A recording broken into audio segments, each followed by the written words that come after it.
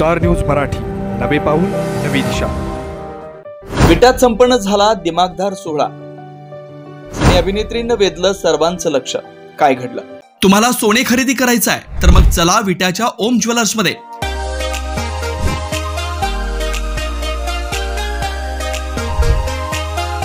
विट्यातील प्रथम सोन्याचे 100% BIS 916 hallmark jewellery showroom, HUID प्रमाणित सर्व दागिने ग्राहकांसाठी सुवर्ण संच योजनाही सुरू। तर मग एक वेळ अवश्य भेट द्या। आमचा पत्ता ओम ज्वेलर्स, सराफपेठ, बँक ऑफ महाराष्ट्र समोर विटा, श्री भगवान ढमाले गार्डीकर, डॉक्टर विशाल शिंदे मोराळे। प्रवेश सुरू। Doctor DY Patil public school विटा, CBSE, play group, nursery, LKG, UKG, पहिली ते 9वी, रोबोटिक्स, प्रत्येक क्लासमध्ये स्मार्ट बोर्ड, अबॅकस, आधुनिक प्रशस्त science lab, science Olympiad, NTSC, MTSC, NSSC scholarship परीक्षा तयारी, 8वी पासून IIT, JEE, नीट फाउंडेशन कोर्स बॅच सुरू, तायक्वांदो, योगा, स्केटिंग, धनुर्विद्या, संगीत, गिटार, डान्स।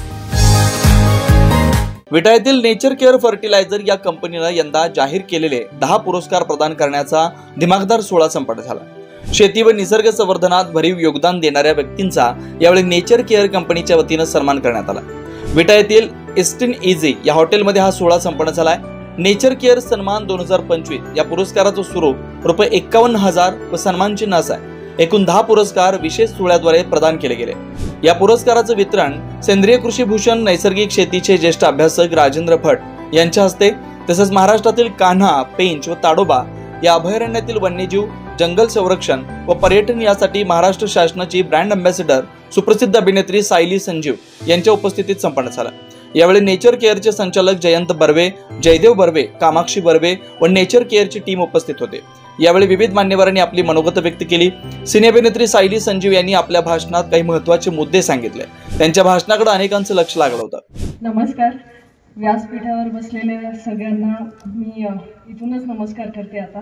आणि मला माहिती आहे की या सगळ्यांसमोर बोलणं खूप अवघड आहे। यांनी खूप प्री क्लायमॅक्स रंगवला, त्याचं मला खूप दडपण आले आणि अशी मला धडधडत आहे आता, कारण सर मगाशी बोलले, त्यानंतर लेले सरांना ऐकलं, जरा मला ते काय म्हणू म्हणजे डायजेस्ट व्हायला, मला ते माझ्यात रुजवायला इतकं छान वाटतंय। त्यामुळे मी भरपूर वेळ घेतला आणि मी मध्ये मध्ये फोन काढत होते, तर ते अजिबात काहीतरी मेसेजेस बघायला किंवा काही नाही। मी काही मुद्दे आज बोलले पाहिजे म्हणून मी ते लिहून ठेवत होते, त्यामुळे मी मोबाईल पण इथे आणलाय आणि मला माहित नाही मी किती वेळ बोलणार आहे। I am sorry. कारण सेलिब्रिटींचं मला एकच आवडतं, मी सेलिब्रिटी व्हायच्या आधी माझ्या कुठल्याही बोलण्याकडे कोणी लक्ष देत नव्हतं। नंतर सेलिब्रिटी झाल्यानंतर लोक ऐकायला लागले, त्याचं अनुकरण करायला लागले। मग असं ठरवलं की अनुकरण चांगल्या गोष्टींचं व्हायला पाहिजे। त्यामुळे आपल्याला लोकांपर्यंत 2 गोष्टी चांगल्या पोहोचवता आल्या तर त्याचं अनुकरण होईल आणि ती गोष्ट काय म्हणू आपण, पर्यावरणाच्या संबंधितली असू दे, वृक्ष संवर्धनाच्या संबंधितली असू दे, ती वाढेल आणि त्या अनुषंगाने आणि त्या निमित्ताने का होईना आपण काहीतरी समाजाला देऊ। त्यामुळे एक सेलिब्रिटी झाल्याचा फायदा। पहिली गोष्ट तर मी अगदीच माफी मागते तुम्हा सगळ्यांची। मी ब्रँड अँबॅसेडर नाहीये वन्यजीव आणि महाराष्ट्र वृक्ष संवर्धन आणि याची, पण मला सगळे म्हणतात आणि मला व्हायला नक्की आवडेल। आणि या सगळ्यांनी इतक्या वेळेला ब्रँड अँबॅसेडर मला म्हणतं की मला झाल्यासारखं आत्ता वाटलं। त्यामुळे विशाल सर थँक्यू आणि सगळ्यांचे मनपूर्वक आभार। सगळ्यात आधी मी कामाक्षी आणि जयदेव बर्वे यांचे मनापासून आभार मानते, अभिनंदन करते, कारण बर्वा स्किन थेरपी हा त्यांचा एक छोटा उद्योग म्हणू आपण, आणि त्याची मी ब्रँड अँबॅसेडर आहे। तर ते करता करता त्यांच्या या नेचर केअर बाबतीतल्या गोष्टी खूप कळायला लागल्या आणि त्या खूप आवडायला लागल्या। आणि मी खरंच मनापासून तुमचे आभार मानते की तुम्ही मला इथे बोलवलात आणि अशा या कार्यक्रमात आणि इतक्या छान काय म्हणू कुटुंबाबरोबर मला जोडलात, त्यामुळे तुमचे मनापासून आभार।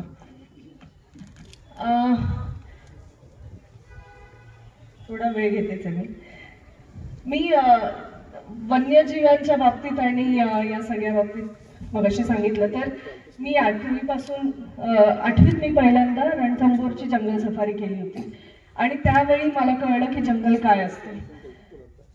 आणि लोकांना खूप असं वाटतं की वाघ, सिंह, मोठे मोठे प्राणी, त्यानंतर काही पक्षी प्रेमी असतात, तर काही पक्षी त्याच्या म्हणजे त्या फोटोग्राफीसाठी जातात. पण जंगल काय असतं हे जंगलात गेल्यानंतर कळलं मला. तोपर्यंत मला फक्त असं वाटायचं की काहीतरी वेगळंच आहे, खूप प्राणी असतील तिथे. पण सगळ्यात जास्त मला आवडतं जंगलात गेल्यानंतर ते खूप वर्षांपूर्वीचं एखादं झाड बघायला किंवा वेगवेगळं आपल्याला तिकडे वृक्ष संपत्ती दिसते जंगलांमध्ये, जी आपण इकडे कधी बघू शकत नाही.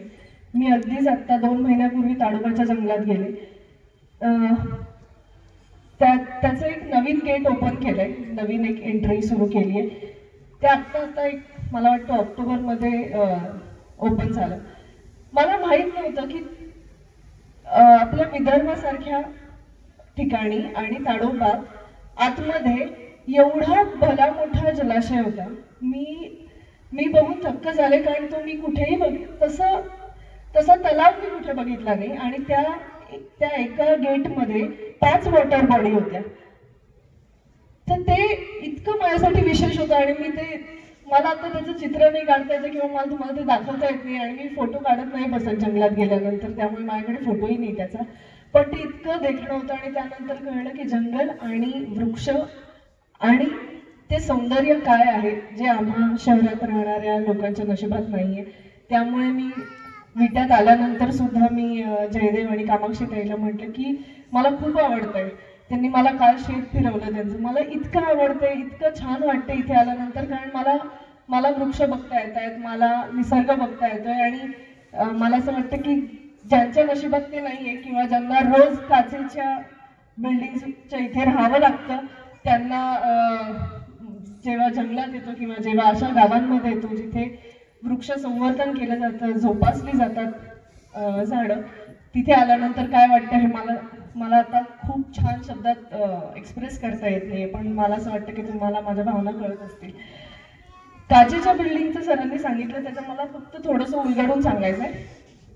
हे मागच्या 1-2 वर्षात आम्ही कोणाशी तरी बोलत होतो आणि एक पुण्यातले गृहस्थ आहेत ते आणि त्यांची बायको सगळ्यांना सांगत होते की आंबे आलेत ना, आंबे खाऊन झाल्यानंतर कोळी आम्हाला द्या, आंबे खाऊन झाल्यानंतर कोळी आम्हाला द्या. तर माझं असं आलं की तुम्ही हे सगळं का सांगताय. तर ते सगळ्यांकडनं कोळी जमा करतात. म्हणजे आंब्याच्या पेट्या कशा येतात तशा कोळींच्या पेट्या त्यांच्याकडे पाठवायच्या. त्यांचं नाव आठवलं की मी हे सांगणार, मी तुमच्यापर्यंतही पोहोचवते.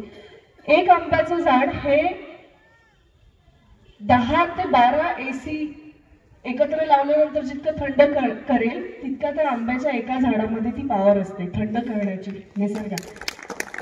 तर त्यांनी ते सुरू केलं.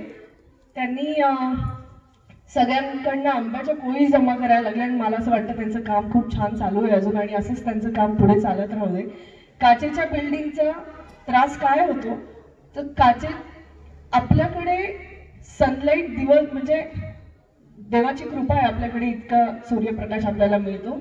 बाहेरच्या देशांमध्ये काचेच्या बिल्डिंग्स असतात कारण तिथे सनी डेजच नसतात. म्हणजे सूर्यप्रकाश काही महिने नसतोच, सूर्यच नसतो काही महिने, पूर्ण आभाळ आलेलं असतं आणि सगळ्या गोष्टी. त्यामुळे तिथे काचेच्या बिल्डिंग असणं ठीक आहे.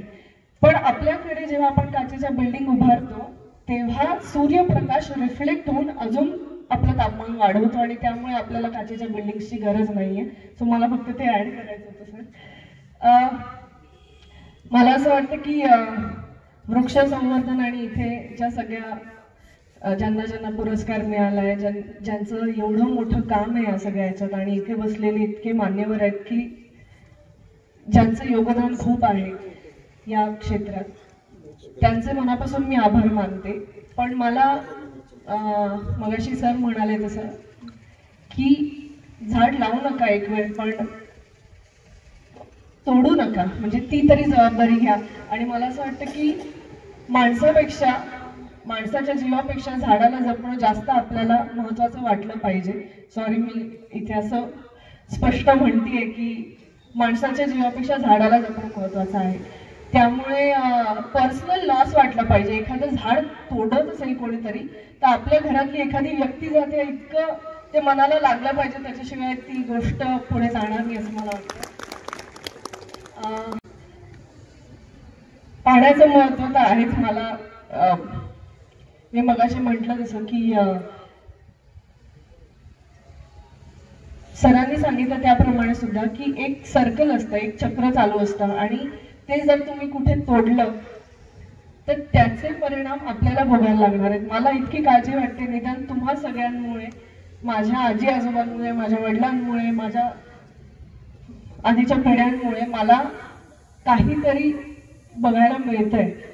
काहीतरी मी म्हणजे थोड्याफार का प्रमाणात होईना मी चांगलं आयुष्य जगू शकते. कारण आपली आधीची पिढी मला असं वाटतं की ते कदाचित कमी शिकलेले असतील पण ते जास्त सुजाण आणि सजग होते. आम्ही शिकून काही फायदा नाही, कारण आम्हाला त्या शिक्षणाचा उपयोग चांगल्या पद्धतीने करता येत नाहीये. तुम्हा सगळ्यांना भेटल्यानंतर असं कळतं की आपण आतापर्यंत एक झाड लावू शकलो नाही म्हणजे आपण काहीच केलेलं नाही आणि या शिक्षणाचा काहीच फायदा झालेला नाहीये. त्यामुळे तुम्हा सगळ्यांचे मनापासून आभार. पण मला असं वाटतं की या पुढे मला काळजी वाटते की माझ्या पुढच्या येणाऱ्या पिढीला काय बघायला मिळणार आहे, कशा पद्धतीत जगावं लागणार आहे. आणि त्यामुळे तुम्ही जे आता काम करताय, ती छोटी मुलगी आता मगाशी आली होती, कुठे ती बघ, तर मला खूप आवडतंय तिला बघून आणि तिच्यामुळे मला ऊर्जा मिळते. मी सुद्धा कदाचित तुमच्यात येऊन काम करण्याचा प्रयत्न करेन, मला जितकं शक्य असेल तितकं. सर पटवर्धन सर, मी तुम्हाला प्रॉमिस करते मी खरंच पत्र लिहिणार, मुख्यमंत्री सरांना पत्र लिहीन आणि मी खरंच त्यांना हे सांगेन की या गोष्टींकडे लक्ष द्यावं आणि या गोष्टींवर काय म्हणू आपण योग्य ते त्यांनी आपल्याला जे अपेक्षित आहे ती गोष्ट करावी. आणि मी पत्र लिहिण्याचं काम माझ्याकडनं पूर्ण करेन आणि त्याचा मी पाठपुरावा पण करेन. मी हे गिफ्ट पण मी घेऊन आले. मला माहिती नाही हे गिफ्ट कोणी दिलंय मला. ग्रीन लातूर वृक्ष फाउंडेशन. तर ही इको ब्रिक आहे आणि मला फार गंमत वाटली की याचा उपयोग बांधकामात सुद्धा केला जाऊ शकतो. आणि एका बाटलीत त्यांनी घरातलं सगळं प्लास्टिक भरलेलं आहे आणि मला असं वाटतं हे आतापर्यंतचं सगळ्यात छान गिफ्ट आहे माझ्यासाठी. त्यामुळे थँक्यू सो मच.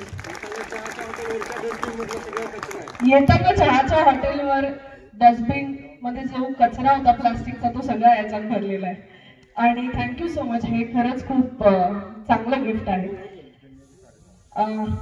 पुन्हा एकदा तुम्हा सगळ्यांचे मनपूर्वक आभार. तुम्हा सगळ्यांचं अभिनंदन ज्यांना हा पुरस्कार, हा सन्मान मिळालाय. मला असं वाटतं की आम्हाला एक छोटासा अवॉर्ड मिळाला तरी आम्हाला खूप भारी वाटतं. तुम्हाला किती भारी वाटत असेल याची कल्पना मी करू शकत नाही. पण असा पुरस्कार कधी मला पुढे जाऊन मिळाला तर मी सगळ्यात जास्त खुश होईल याची मला खात्री आहे. Thank you so much. तुम्ही आमच्या समोर आम्हाला इतकी छान ऊर्जा देताय, खूप छान प्रोत्साहन मिळतंय मला की मला आता जेव्हा मी शूट करत नसेल तर मला माहिती आहे की मला दुसरं काम काय करायचं आहे. त्यामुळे तुम्हा सगळ्यांचे मनापासून आभार. मी बराच वेळ घेतलाय पण थँक्यू सो मच. आणि तुमचं प्रेम जसं माझ्यावर आहे, आशीर्वाद जसा माझ्यावर आहे, तेवढंच प्रेम निसर्गावरही करा एवढंच मी सांगेन. Thank you so much. Star news मराठीसाठी चंद्रकांत जाधव, विटा. आपल्या परिसरातील लेटेस्ट बातम्या पाहण्यासाठी स्टार न्यूज मराठी यूट्यूब चॅनलला आत्ताच सबस्क्राईब करा.